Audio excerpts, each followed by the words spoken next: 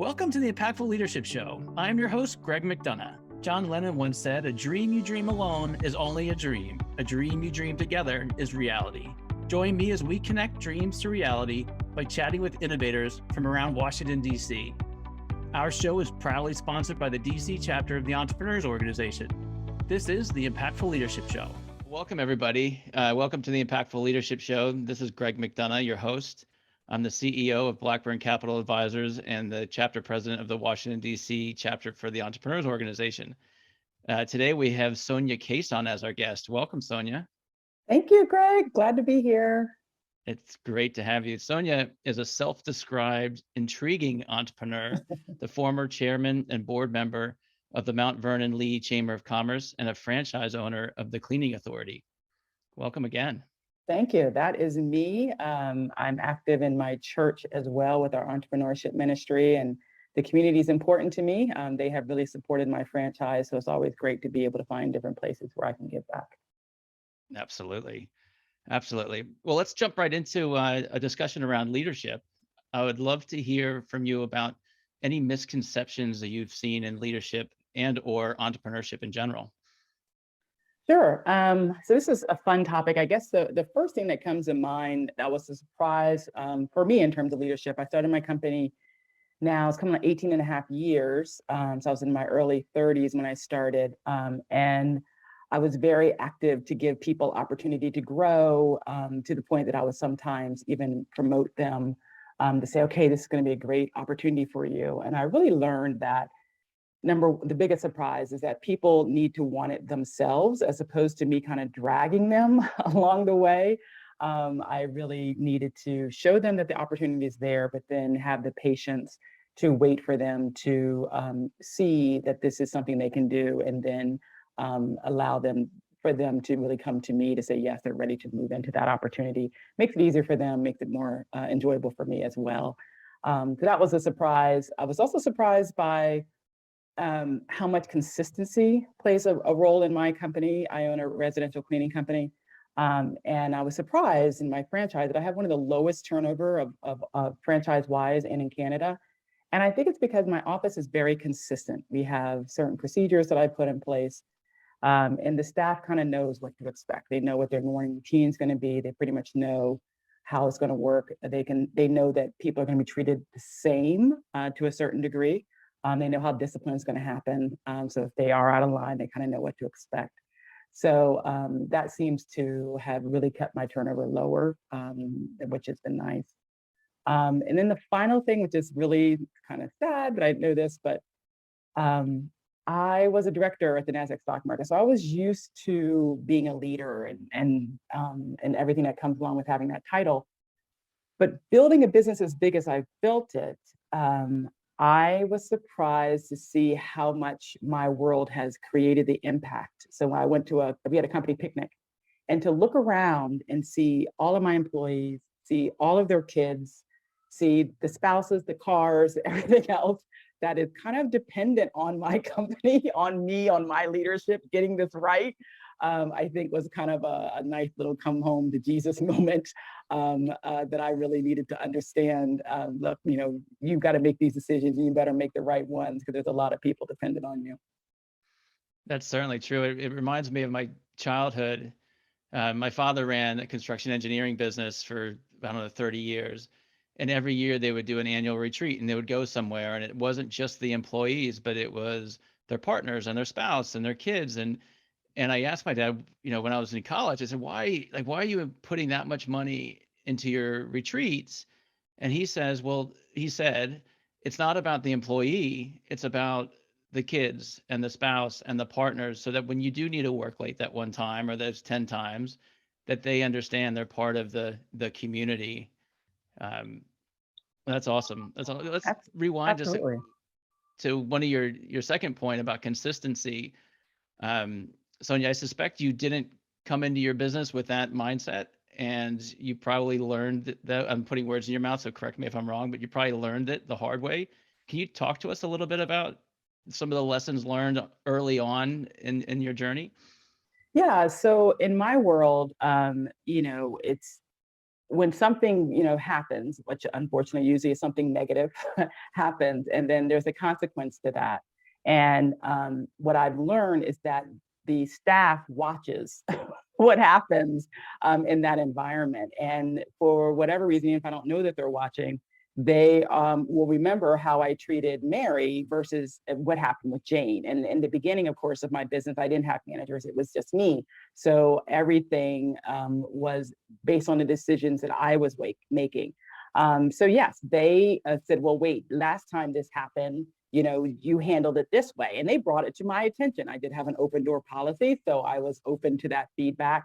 And so that's when I realized, okay, I need to create some better systems here so that when something happens, these are the steps that we're going to follow. And so now with managers and supervisors and inspectors and everyone, we're all very quick to say, well, where's the procedure? What have we done in the past? So let's be consistent with that. We may need to tweak it.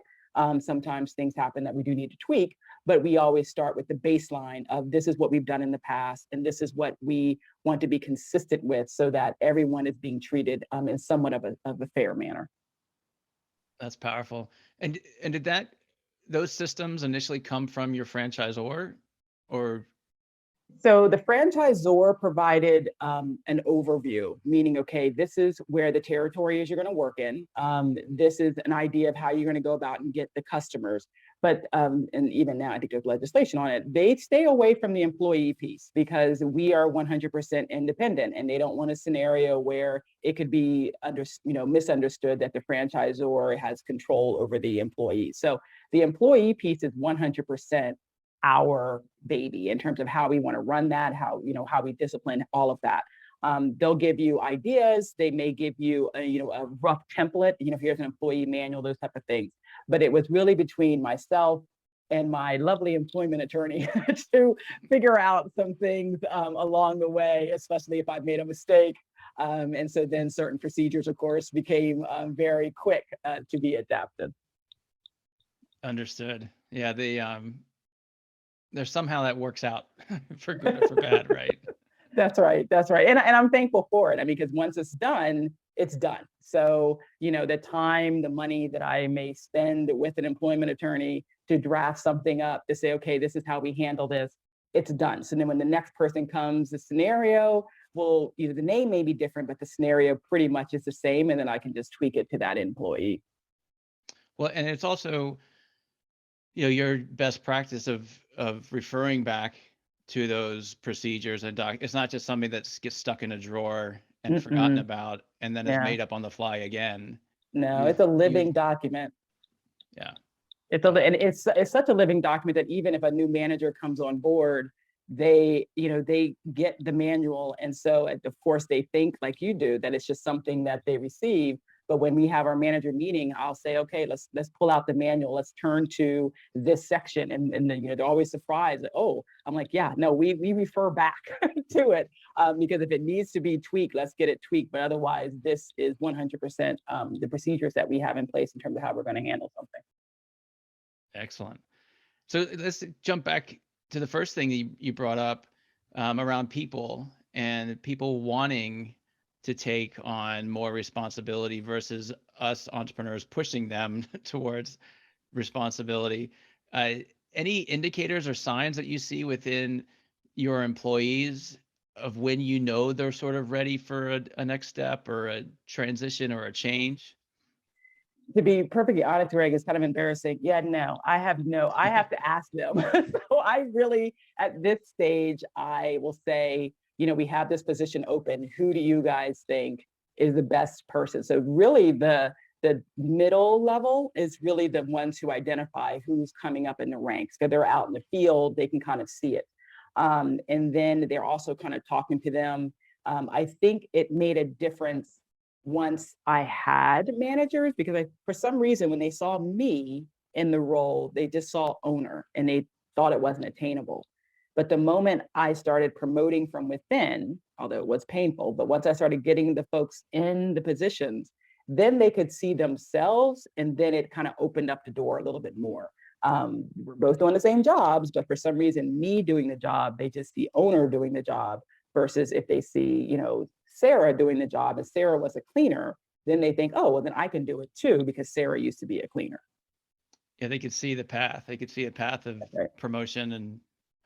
And so talk to me a little bit more about that around as your business scaled and it went from you to a handful of people to a group of people to however many you have now. Talk to me about sort of your struggles with, if you had any, with delegation or control. A lot of us entrepreneurs suffer through that, right? We like to do things our way, but there's no way to scale our businesses that way. And so I'd be curious of how your journey has been. So again, I'm being vulnerable here, so I'm hoping people will not Thank you for go that. after me. But to be honest, I had to learn to let go and to be okay with not 100%. At the end of the day, they're not me. They are going to make mistakes.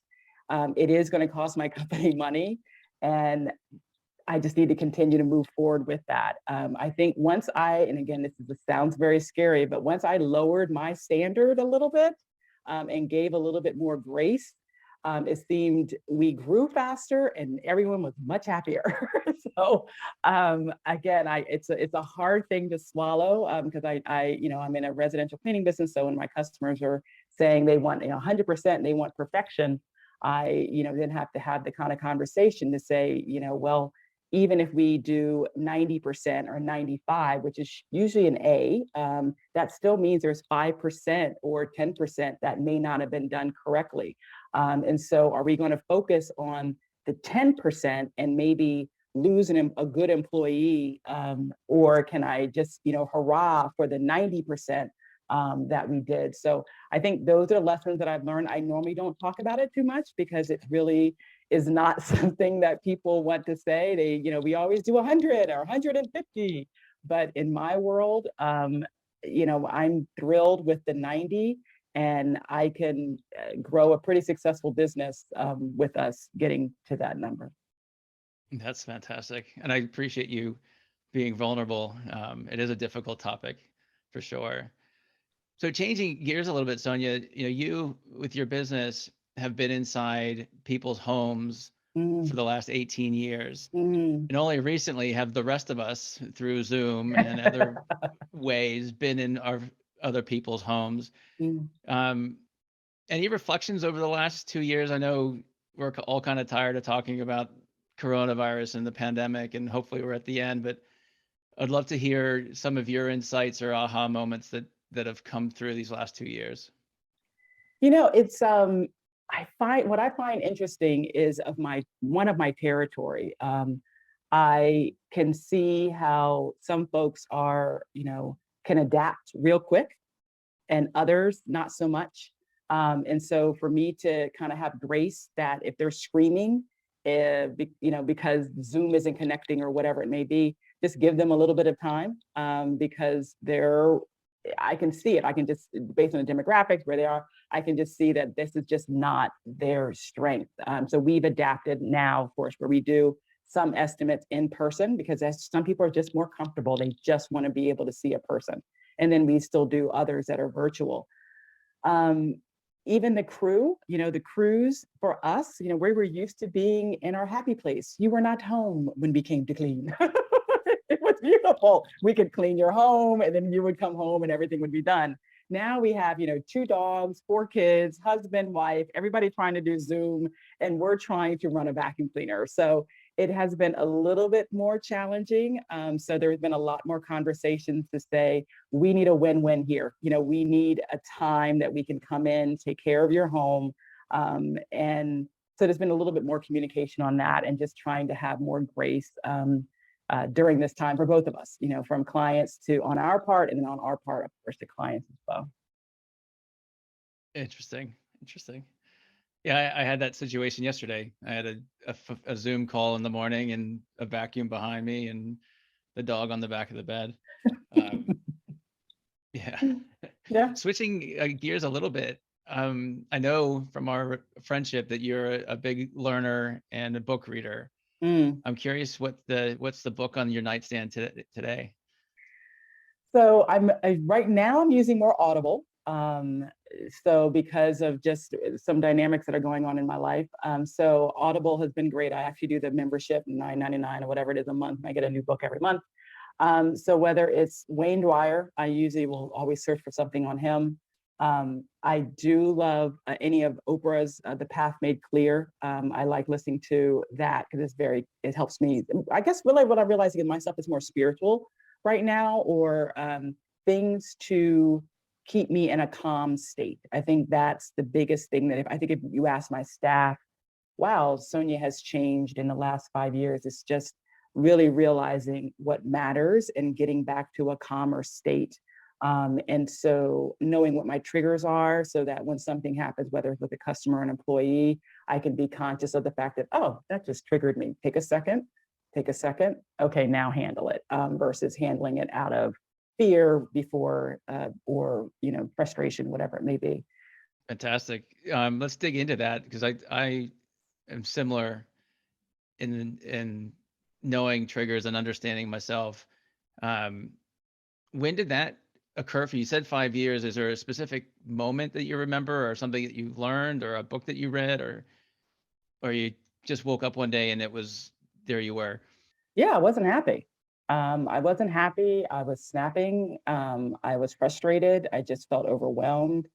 And I just kind of started thinking there has to be a better way, because as I said earlier, I have so many people dependent on me, and I create the culture in my office. So, and it wasn't going to change. We are still going to make mistakes cleaning toilets. We're still going to make mistakes cleaning floors. So I have to be the one to change. I have to find a way to handle the daily challenges of running a residential cleaning company with over 800 clients and over 50 employees. So that's when I had to start doing, working on my spiritual, working on my triggers, working on my issues. And do you communicate that with your team about how to best work with Sonja, or how they can best work with each other? Is this something that you also implement within your management team? We do, indirectly. So there are certain books that I encourage to be read when we first come on board, whether it's QBQ, Question Behind the Question, which is about personal accountability, Boundaries, which is another Henry Cloud book that I encourage management to read. So those help us to understand a common language amongst each other, so that instead of every problem, let me dump it on Sonja's desk, it can be a QBQ moment of, okay, well, what can I own in this situation, to maybe help the environment, help it, instead of just, data dump to Sonja. Fantastic. I'm building my book list. Moving to a little bit lighter topic, over your 18 years of running this business, what's your favorite story that comes to mind?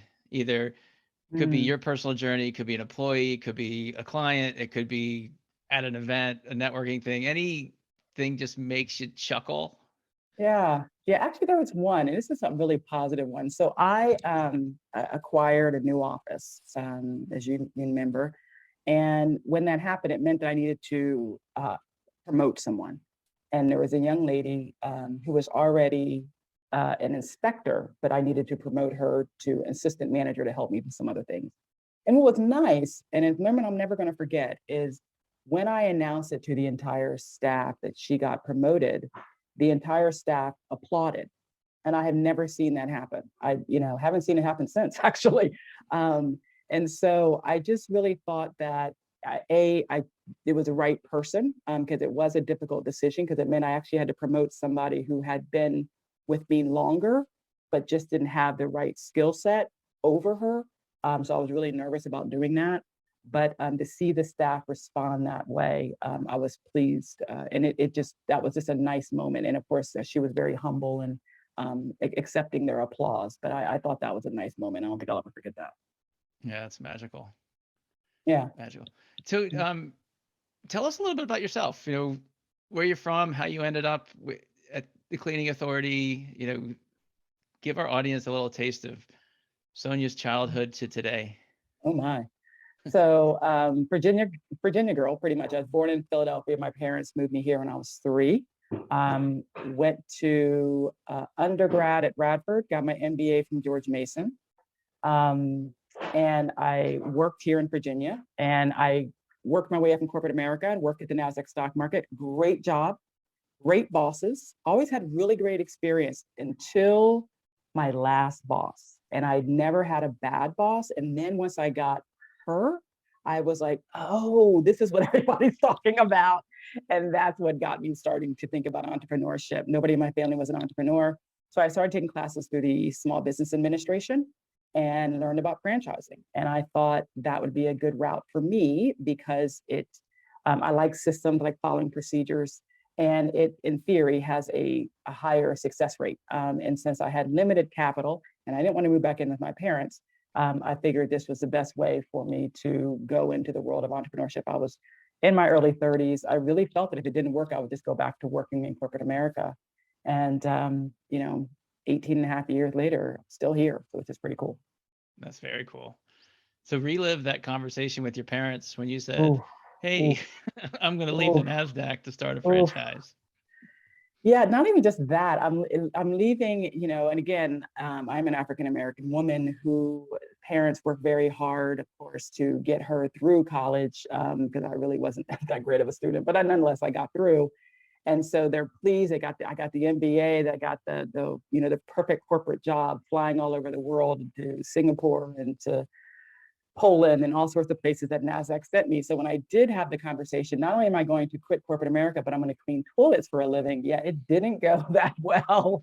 Um, but the irony, the blessing was there was something called Discovery Day in franchising. I think the name is different now. But they went with me to see the franchise. And when they saw the other people in the room, that's when they pretty much got on board because they realized, well, Sonja's in a better, she can do this, and they could see that. And I think that's when they got it. And so it really did take them going to Discovery Day, seeing the other owners who were, going to do this. And so then they were on board. They were, of course, nervous and very prayerful, but they were on board. What a journey. That's great.